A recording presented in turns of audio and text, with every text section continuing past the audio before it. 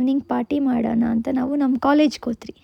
Hi guys, ಮತ್ತೊಂದು mini ವ್ಲಾಗ್ಗೆ ಸ್ವಾಗತ. ಈ 2025 ತುಂಬ ಪೆಂಡಿಂಗ್ ಆಗಿ ಇದ್ದಿದ್ದಂದೆ ಬಟ್ಟೆ ವಾಶ್ ಮಾಡೋದು. ಸೊ ಇವತ್ತು ಮುಗಿಸ್ಬಿಡೋಣ ಅಂತ ಹೋದೆ. ಮತ್ತು ಆ್ಯಕ್ಚುಯಲ್ ಸ್ವೀಟ್ ಪೊಟ್ಯಾಟೊ ಟೇಸ್ಟ್ ಹೇಗಿರುತ್ತೆ ಅಂತ ನಂಗೆ ಗೊತ್ತಾಗಿದ್ದೆ ಈ ಇಯರಲ್ಲಿ. ಯಾಕಂದರೆ ಮೊದಲೆಲ್ಲ ನಾನು ಶುಗರ್ ಹಾಕ್ಕೊಂಡು ತಿಂತಿದ್ದೆ.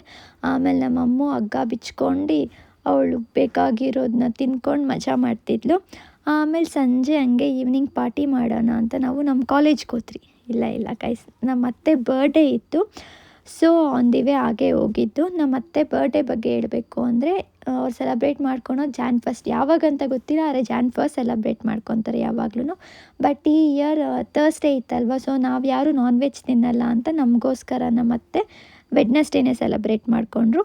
ಮತ್ತು ನಾವೆಲ್ಲ ಯಾರಾದರೂ ನಮ್ಮ ಬರ್ಡೇ ಕೇಕ್ ತೊಗೊಂಬಂದು ಕಟ್ ಮಾಡಿಸ್ಲಿ, ಸೆಲೆಬ್ರೇಷನ್ ಮಾಡಲಿ ಅಂತ ಕಾಯ್ತಿರ್ತೀರ. ಆದರೆ ನಮ್ಮ ಅತ್ತೆ ಆಗಿಲ್ಲ, ಅವ್ರ ಬರ್ಡೇನ ಅವರೇ ಸೆಲೆಬ್ರೇಟ್ ಮಾಡ್ಕೊತಾರೆ. ಆಮೇಲೆ ಈ ಇಯರಲ್ಲಿ ಇದೇ ಲಾಸ್ಟ್ ನಾನ್ ವೆಜ್ ಅಂದ್ಕೊತೀನಿ. ಇಯರಲ್ಲೋ ಲೈಫಲ್ಲೋ ಗೊತ್ತಿಲ್ಲ, ನಾನು ನಾನ್ ವೆಜ್ ಬಿಟ್ಬಿಡಬೇಕು ಅಂತ ಡಿಸೈಡ್ ಆಗಿದ್ದೀನಿ. ಸೊ ನೋಡೋಣ. ಆಮೇಲೆ ಊರಿಗೆ ಬರೋ ಅಷ್ಟರಲ್ಲಿ ನ್ಯೂ ಇಯರ್ ಸೆಲೆಬ್ರೇಷನ್ ಸ್ಟಾರ್ಟ್ ಆಗಿತ್ತು.